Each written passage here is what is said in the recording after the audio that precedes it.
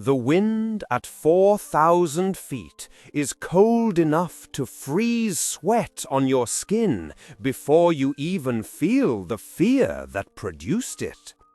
Elias Vance was currently feeling a great deal of fear. He was 19 years old, a seventh-year Ravenclaw who should have been studying for his newts, but instead he was clinging to the splintering handle of a squeal-issued Comet 260, diving at a 70-degree angle toward the Black Lake. Behind him, 3 distinct trails of black smoke marked the positions of 3 Death Eaters. They were flying Nimbus 2001s. The math was simple and cruel. The Nimbus had a top speed roughly 40 miles per hour faster than Elias's Comet. At their current rate of descent, the gap between Elias and the lead pursuer was closing by 10 feet every second. He had maybe 12 seconds before he was in range of a killing curse. Elias wasn't a duelist. He wasn't a Quidditch star. He was the kid who sat in the back of Charms class drawing diagrams of wand cores. He was the one people laughed at because he smelled like copper wire and singed wood. But right now, that smell was the only thing keeping him alive. If you want to know how this forgotten student turned a stupid experiment into Hogwarts' last defense against an aerial massacre, stay with me until the end of this story. The vibration in the handle of the comet was getting worse. These old-school grooms weren't built for power dives.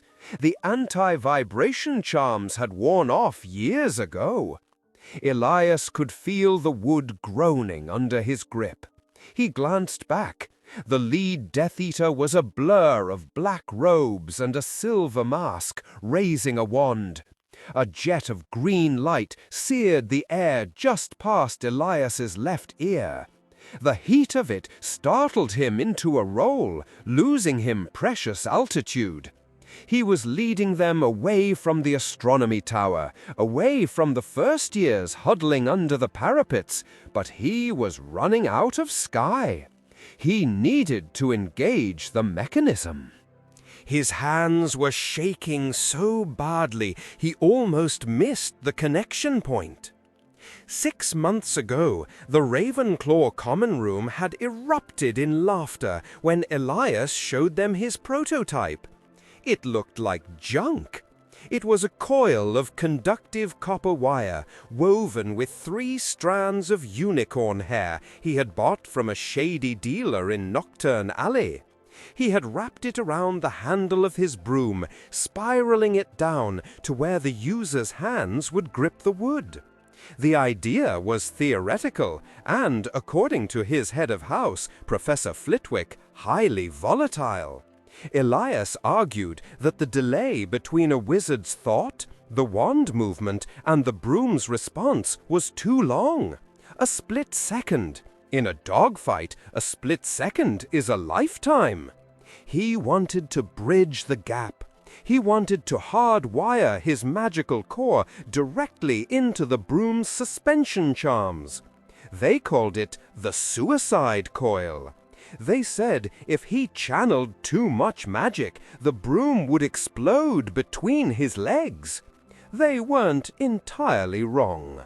The memory vanished as another curse blew a chunk of bristles off the tail of his broom. The comet bucked violently. He had to do it. Elias took his wand, walnut, dragonheart string, unyielding, and jammed the handle against the copper contact point he had fused to the broomstick. He shouted the activation incantation, a modification of a switching spell, but he didn't just say it, he pushed his magic into the wood. The effect was instantaneous and terrifying. It didn't feel like flying anymore. It felt like the broom had become a limb. The Comet 260, a sluggish, reliable, heavy-duty broom, suddenly screamed. The magical feedback loop surged through Elias's arms, making his teeth ache. The broom didn't just accelerate, it leaped. He pulled up. A normal broom would have drifted, fighting the momentum. The wired comet snapped upward at a 90-degree angle, defying physics. The G-force slammed Elias into the wood, squeezing the air from his lungs. Below him, the 3 Death Eaters shot past, unable to correct their trajectory in time. They scattered, breaking formation. Elias was now above them. He had turned the hunter into the hunted, but the copper wire beneath his fingers was already getting warm. He calculated he had 4 minutes before the copper melted or the broom's core shattered from the magical overload. The battle had started 20 minutes ago. It was a surgical strike. The Dark Lord's forces knew that the Order of the Phoenix was guarding the ground entrances, so they came from the clouds. 20 of them. They swept down on the towers like vultures. The Hogwarts defenders were scrambling. The few students who made it into the air were being picked off one by one. The disparity in equipment was too high. You can't fight a military-grade broom on a piece of antique sporting equipment. Unless you cheat. And Elias Vance had spent his entire academic career learning how to cheat the laws of magical engineering. He leveled out at the height of the Gryffindor Tower. His heart was hammering against his ribs like a trapped bird. He saw a flash of red light near the owlery. Ginny Weasley, probably, or maybe Dean Thomas, trying to hold off 2 attackers. They were pinned down. Elias gripped the wired handle tighter.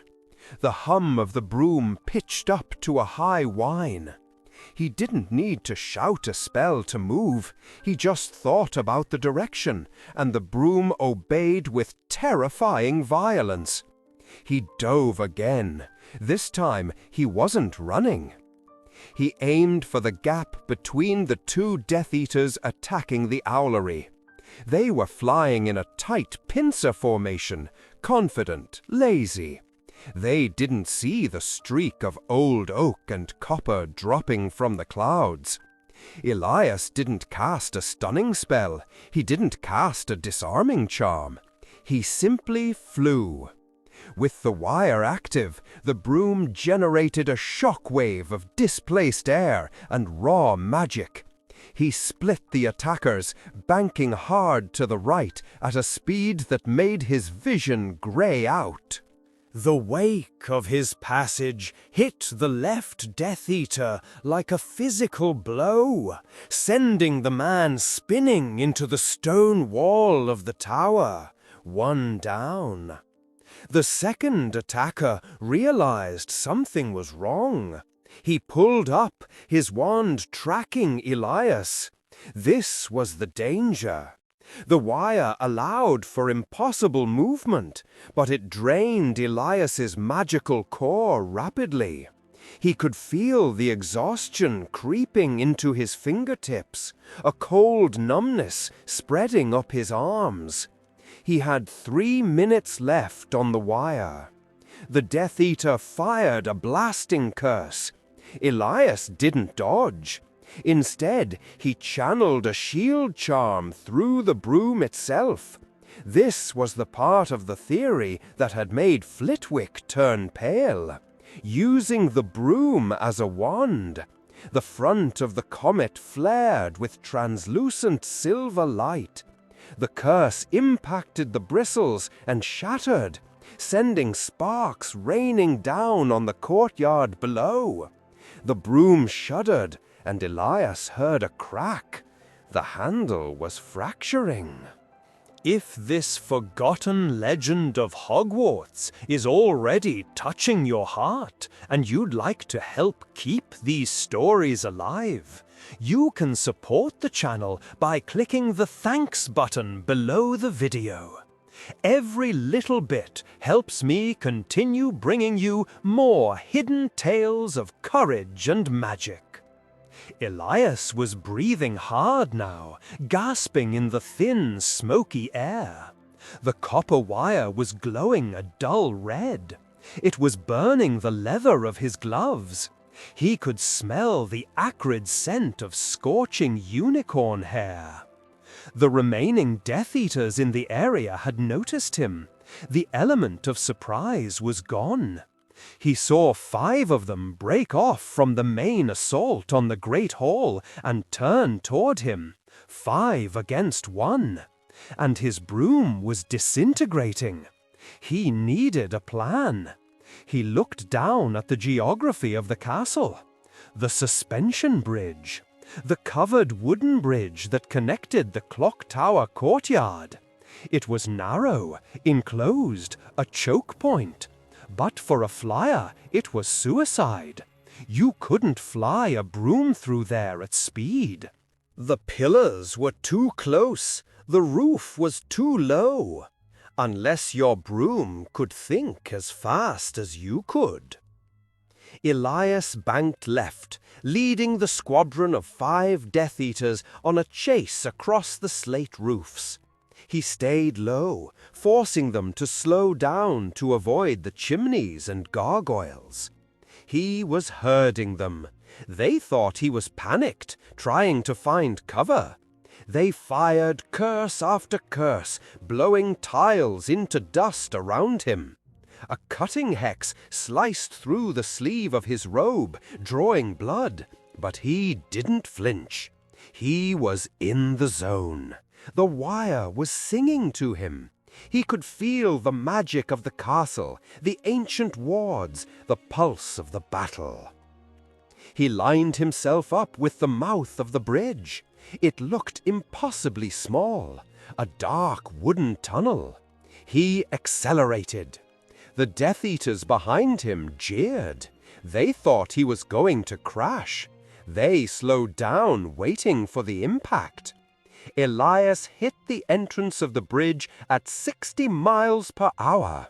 Inside, it was pitch black.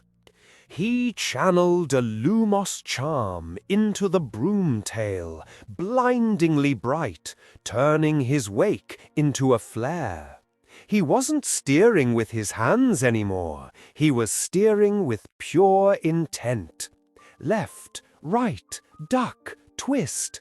The wire translated his panic and his focus into micro-adjustments that saved his life every fraction of a second. He shot out the other side of the bridge like a bullet from a gun. The Death Eaters weren't so lucky.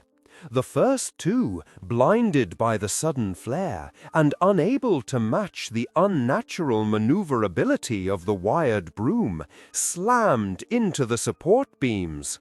The sound of crunching wood and bone echoed over the grounds. The bridge shuddered but held. The remaining 3 pulled up, terrified. They had never seen flying like that. They hesitated. And in war, hesitation is death. That hesitation gave the Gryffindor chasers time to launch. 3 scarlet figures rose from the smoke, using the distraction Elias had created to flank the remaining enemies. But Elias didn't see that. His broom was dying. The copper wire had finally melted through the protective varnish and was searing into the core of the comet. The anti-gravity charms were failing. He was falling. He wasn't afraid anymore. He felt a strange, calm detachment. He had bought them time. He had taken out 3 enemies and disrupted a squadron. He tried to pull the nose up, but the wood was dead in his hands. The wire had fused into a useless lump of metal. He was plummeting toward the forbidden forest canopy. He braced himself, wrapping his arms around his head, trying to aim for the thickest branches. The impact was brutal. He crashed through the upper limbs of an ancient oak, the branches whipping him, tearing at his robes. He tumbled, hitting the ground with a thud that knocked the world into darkness. When he woke up, it was silence. The screaming had stopped. The smell of smoke was still there, heavy and cloying, but the sky was quiet. He tried to move and groaned. His left arm was broken. His ribs felt like a jigsaw puzzle. He looked over to his right. The Comet 260 was in pieces. The handle was charred black, almost split in two. The copper wire was gone, vaporized by the intensity of the magic he had pushed through it. He lay there for an hour before they found him. It wasn't a hero's welcome. It was Hagrid, sniffing around with Fang, looking for wounded students. The half-giant picked him up as easily as a doll. Elias didn't say anything. He was too tired. He just held on to the piece of charred wood he had managed to salvage. In the days that followed, nobody really understood what had happened. The students in the hourly talked about a streak of light that saved them. The chasers talked about a distraction that allowed them to regroup. But nobody looked at Elias Vance, the quiet boy with the bandaged arm and the burns on his fingers, and thought he was the ace. The Ministry report listed the crashed Death Eaters as accidents due to treacherous flying conditions. They didn't inspect the remains of Elias's broom. They didn't see the melted copper embedded in the grain. Elias never built another wire. The war ended, and he went on to work in the Department of Magical Transportation, fixing standard issues with the flu network. He lived a quiet life. But sometimes, when he walked past a broom shop in Diagon Alley and saw the kids pressing their noses against the glass, looking at the latest firebolt, he would smile. He knew something they didn't. He knew that it wasn't the broom that mattered. It wasn't the galleons you spent or the brand name stamped on the handle. It was the mind behind the magic. It was the willingness to take a stupid, dangerous, ridiculous idea and trust it when the sky was falling. History remembers the duelists and the chosen ones. It remembers the gold and the glory. It rarely remembers the mechanics. But that night, over the burning towers of Hogwarts, a 19-year-old boy with a spool of copper wire and a terrifying amount of courage flew better than any Death Eater born. He proved that even the most overlooked magic, the kind that happens in dusty workshops and back rows of classrooms, can be the difference between life and death. If this forgotten legend of Hogwarts touched your heart, tell me in the comments, what would you have done in Elias's place? Like the video, share it with another Harry Potter fan, and subscribe to hear more hidden stories of courage, magic, and impossible odds. Sometimes the smallest spell is the one that saves the castle.